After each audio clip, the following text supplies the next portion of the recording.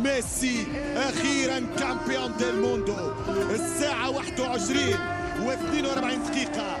ميسي باللحظة يرفع المونديال بعد عجرفة السنين وبكاء السنين وتمنع السنين وقول لا للسنين. ها هو ميسي يقول أنا الكامبيون، أنا الليو، كبيرهم على صغري، أنا ميسي عملاقهم في كبري.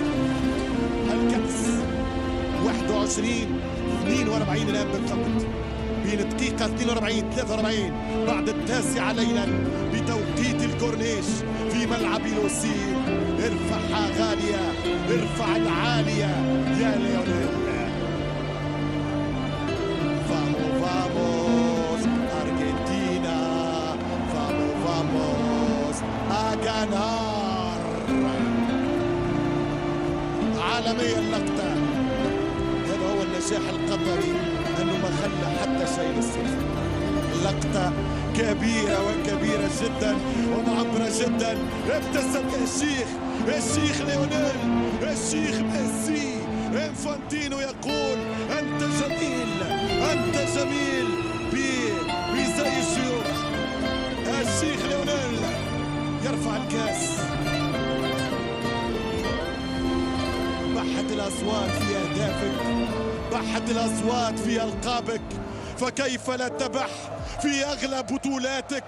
بح الصوت في أهدافك، بح الصوت في انتصاراتك، فكيف لا يذبح الصوت في ألقابك وأغلى بطولاتك يا ليو. ميسي اتدلع، قدم، منحهم، انقذهم، فرحهم.